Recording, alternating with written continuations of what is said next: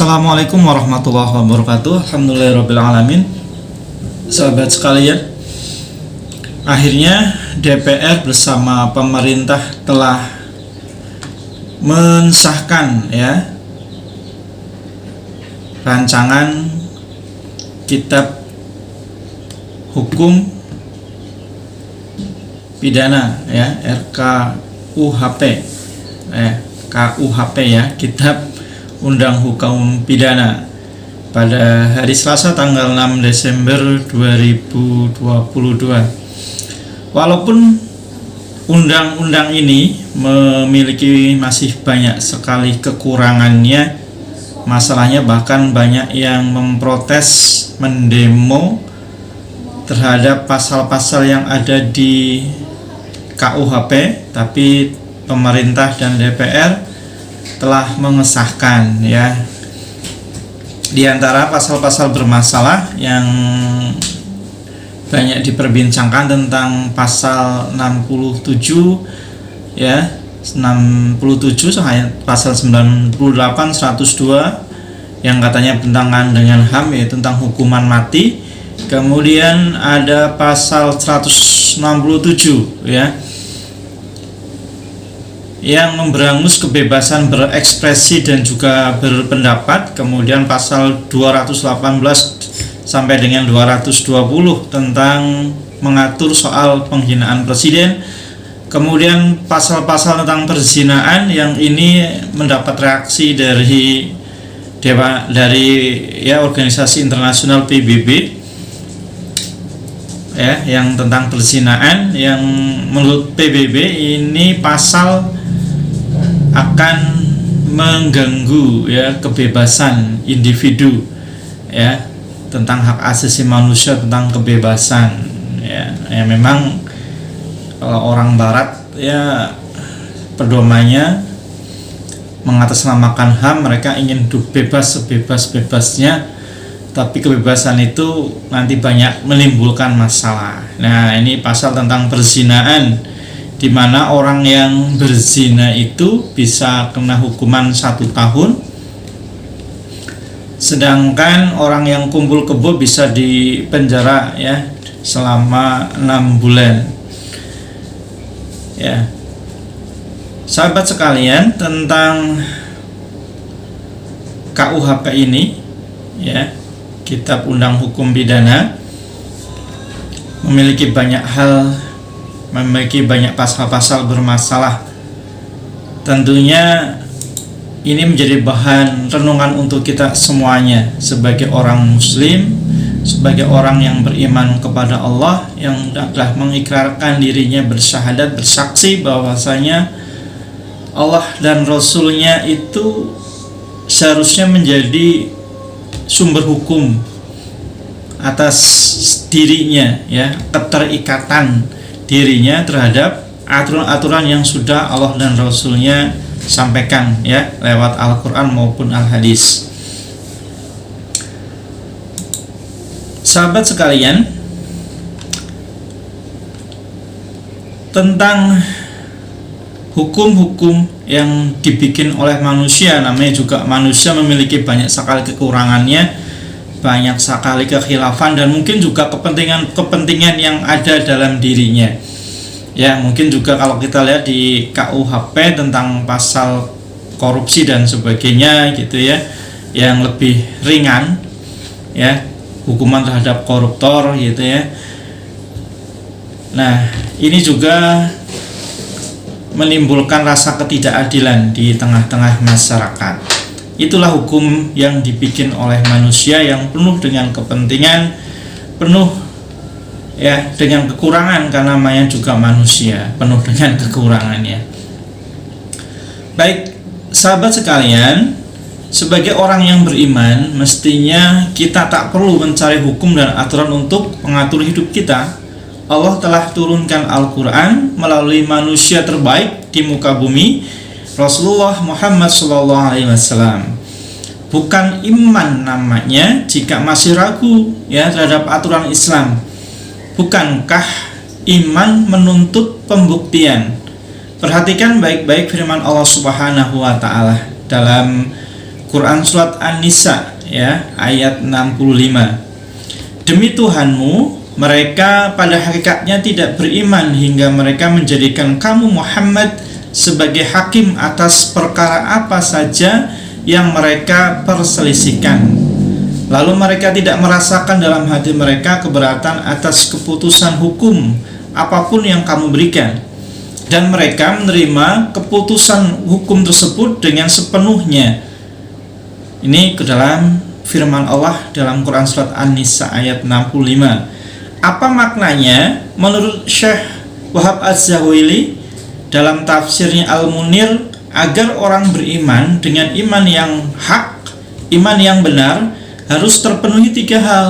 Yang pertama, dia menjadikan Rasulullah Muhammad SAW sebagai pemutus hukum dalam semua perkara.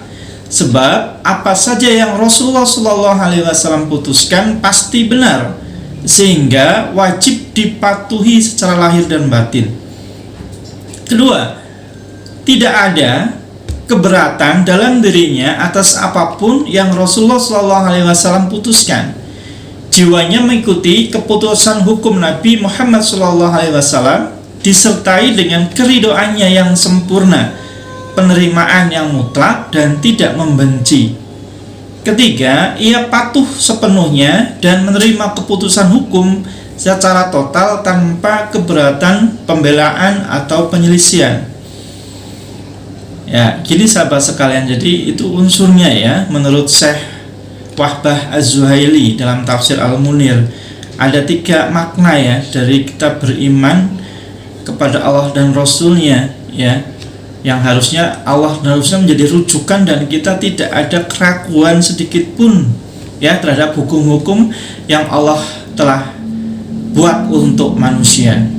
Sahabat sekalian, menjadikan Rasulullah SAW sebagai hakim sepeninggal beliau adalah dengan menjadikan Al-Quran dan As-Sunnah sebagai pemutus hukum. Artinya wajib menjadikan hukum-hukum Islam sebagai pemutus segala perkara yang terjadi. Ketika Allah Subhanahu wa Ta'ala dan Rasulnya telah memberikan keputusan hukum, maka tidak ada pilihan opsi lain bagi manusia. Tidak ada pilihan. Ya, zina ya tidak sekedar dihukum hanya 6 bulan kumpul kebo, 1 tahun bagi orang yang melakukan perzinaan. Kalau dalam Islam hukumannya itu adalah dirajam, dicambuk, yaitu hukumannya, tidak ada diatur lagi oleh manusia. Ketika Allah sudah putuskan itu hukuman bagi para pezina, yaitu yang dipakai, tidak membuat hukum lain selain itu. Ketika sudah ada keputusan Allah Subhanahu wa Ta'ala dan Rasulullah SAW, ketika sudah ada hukum Islam, maka sikap seorang mukmin adalah menerima dan patuh, taat ya dan apa yang sudah Allah putuskan untuk manusia. Itulah sikap orang yang beriman yang harus ditunjukkan, bukan malah mengambil hukum kufur atau membuat hukum-hukum lain yang berasal dari pikiran dan hawa nafsu manusia. Gitu ya. Jadi hukum Allah yang harus dipakai ya, bukan hukum yang sesuai dengan hawa nafsu manusia, hawa nafsu kita. Ya, namanya manusia tentunya ingin membela diri. Ketika bikin aturan ya yang aman bagi dirinya bagaimana. Kemudian sahabat sekalian, sungguh Islam telah sempurna mengatur seluruh kehidupan manusia, termasuk masalah hukum pidana. Tak ada kekurangan di dalamnya. Hukum Islam adalah yang terbaik dan paling adil karena berasal dari Allah yang Maha Adil. Islam menjadi rahmat bagi seluruh alam, rahmatan lil alamin. Ya, teman-teman sahabat sekalian bisa lihat dalam Quran surat Al-Anbiya ayat 107.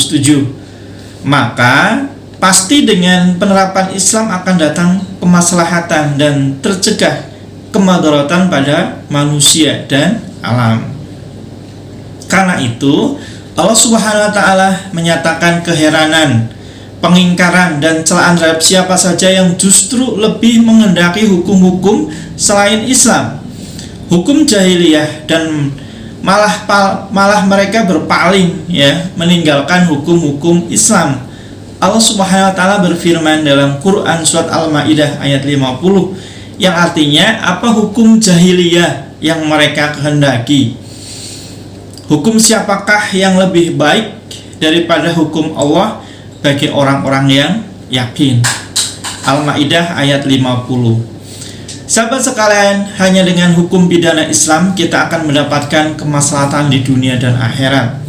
Ya, dengan sifat jawabir atau penebus, penerapan hukum pidana Islam akan menjadi penebus dosa bagi pelaku kriminal yang telah dijatuhi hukuman yang syar'i.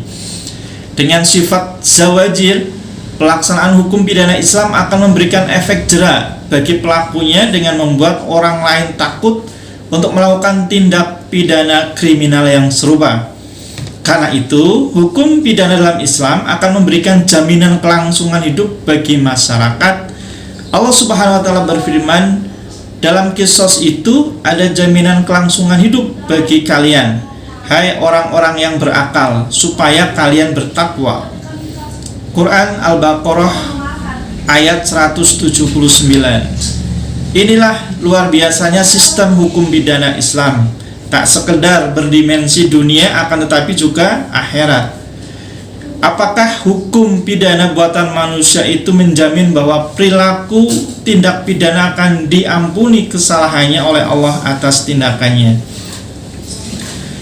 Demikian sahabat sekalian. Jadi insya Allah hukum pidana yang sudah Allah buat, ya, itu yang terbaik buat hambanya. Tak ada pilihan lain kecuali kita harus bersumber dari hukum dari Allah Subhanahu wa taala. Gitu, ya. Kalau hukuman yang dibikin manusia, apakah bisa menggugurkan dosa-dosa yang telah dia buat? Misalkan zina tadi yang hanya dihukum 1 tahun, kumpul kebo yang dihukum hanya 6 bulan. Ya, itu saja sangat ringan aja sudah diprotes sama PBB, ya, yang mengatasnamakan hak asasi manusia, kemudian mengkritisi dari hukum pidana ini yang memang yang dari KUHP yang sebelumnya itu tidak diatur, yang tadinya dibikin oleh kolonial Belanda. Sumber hukum memang dari sana. Yang namanya orang barat, namanya zina, ya sah-sah saja bagi mereka, itu pribadi mereka masing-masing. Tapi kalau dalam Islam tidak, itu diatur. Oleh karena itulah sahabat sekalian, ini menjadi sebuah muhasabah untuk kita, bahwasanya kalau kita ingin dapat kemaslahatan di dunia dan akhirat, tidak ada pilihan lain kecuali kita bersumber pada hukum yang telah Allah buat untuk kita. Dan itulah hukum yang paling baik. Tak ada hukuman yang lebih baik dari Allah. Tak ada yang bisa membuat keadilan selain dari yang maha adil. Siapakah yang maha adil itu? Yaitu Allah Subhanahu wa ta'ala.